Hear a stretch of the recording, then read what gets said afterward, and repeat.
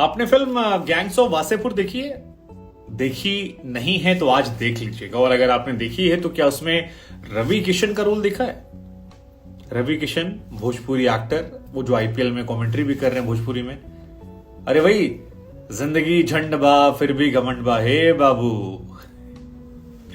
नहीं दिखाई पड़े थे? कैसे दिखाई पड़ेंगे? क्योंकि 25 लीटर दूध और गुलाब की पंखुड़ियों वाला बिस्तर नहीं मिला। हाँ, ये शॉकिंग खुलासा हुआ है कि रवि किशन ने बताया कि एक दौर में उनका दिमाग इतना ज्यादा घूम गया था, पागलपन इस कदर सवार हो गया था कि उन्होंने डिमांड कर दी थी कि अगर पिक्चर में उनको रखना है तो प्रोड्यूसर डायरेक्टर को पहले 25 लीटर दूध का इंतजाम करना पड़ेगा। और ये 25 लीटर दूध जो है, इसको पीने के लिए या चाय बनाने के लिए, लोगों में बंटवाने के लिए नहीं, बल्कि 25 लीटर दूध से रवि किशन कह रहे थे कि हम नहाते थे।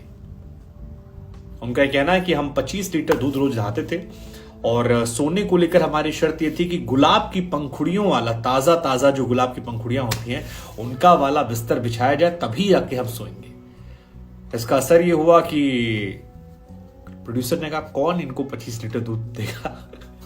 इनको थैंक यू करो यार, दूसरे एक्टर्स को लो। और उसके बाद गैंग्स ऑफ वासेपुर जो है बनकर तैयार हो गई, जिसमें रवि किशन नहीं है। दरअसल रवि किशन इन दिनों चर्चा में लगातार है। वैसे रवि किशन चर्चा में रहते हैं, कुछ ना कुछ उनके साथ होता रहता है जो वो चर्चा के विषय बन जाते हैं। पहले वो अपने बच्चों के बयान को लेकर चर्चा में रहे कि कई सारे बच्चे हो गए उनके, और बाद में वो जनसंख्या को लेकर एक बिल ला रहे थे जिसको लेकर काफी विरोध का सामना करना पड़ा कि आपके खुद के 4-4 बच्चे हैं। कई लोगों ने आरोप लगाया कि लड़के की चाहत में उन्होंने इतने सारे बच्चे कर लिए, जिसका इल्जाम भी उन्होंने विपक्ष पर ठोंक दिया कि अगर विपक्ष वाले टाइम से बिल ले आए होते तो ऐसा ना होता। फिर अभी भोजपुरी कमेंट्री कर रहे हैं वो। कुछ लोगों को तो मजा आ रहा है, कुछ लोग कह रहे हैं कि यार क्या ही चल रहा है। लेकिन इन सब के बीच में एक शो में वो जाते हैं और उनसे सवाल पूछा जाता है कि क्या आपके अंदर एरोगेंसी है? तो कहते हैं कि यार एरोगेंसी आज तो नहीं हमारे अंदर, लेकिन एक टाइम पे हम पगला गए थे। और पगलाने का आलम ऐसा था कि हमें अल पचीनो और रॉबर्ट डाउनी जूनियर की फिल्में दिखा दी गई और हमसे कहा गया कि देखो एक्टर ये होते हैं। फिर वो कहते हैं कि मैंने 500 बार गॉडफादर देख ली, और 500 बार गॉडफादर देखने के बाद मुझे लोगों ने समझाया कि देखो जो हीरो होता है ना, वो थोड़ा अलग तरह काम करता है।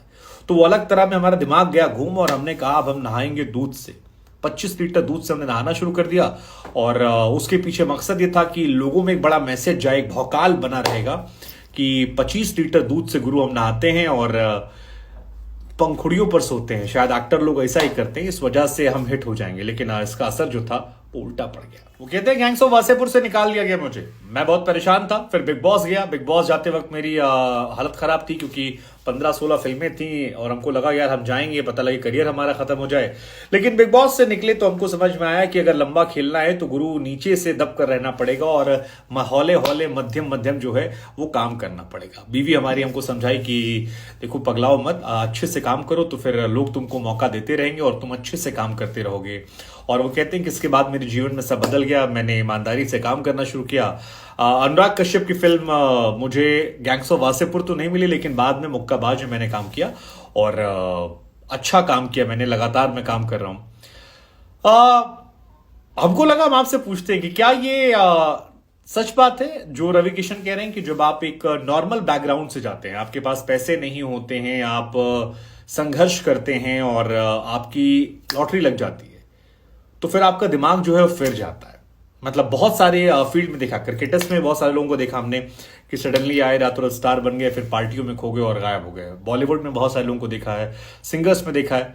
तो क्या ये वाकई में होता है कि मतलब इस लेवल का पागलपन कि आप डिमांड करते कि यार हमको 25 लीटर दूध से नहाना है, गुलाब की पंखुड़ियों पर सोना है? मतलब ये तो कहने सामने वाली बात है। और बहुत सारी डिमांड बहुत सारे लोग करते हो जो शायद हम और आप कैमरे पे ना देख पाए, ना बोल पाए, ना समझ पाए, लेकिन ये ऐसा होता है नॉर्मल। इधर रवि किशन ने एक और बयान दिया जो चर्चा के केंद्र में रहा, वो था कि कास्टिंग काउच को लेकर कहा कि खाली लड़कियों के साथ नहीं होता, लड़कों के साथ भी होता है। ये बताया कि एक महिला थी जिन्होंने हमें बुलाया, आज वो बहुत बड़ा नाम है इंडस्ट्री में। उन्होंने कहा कि आप कॉफी पे आ सकते हैं, और वो हिंट दे रही थी।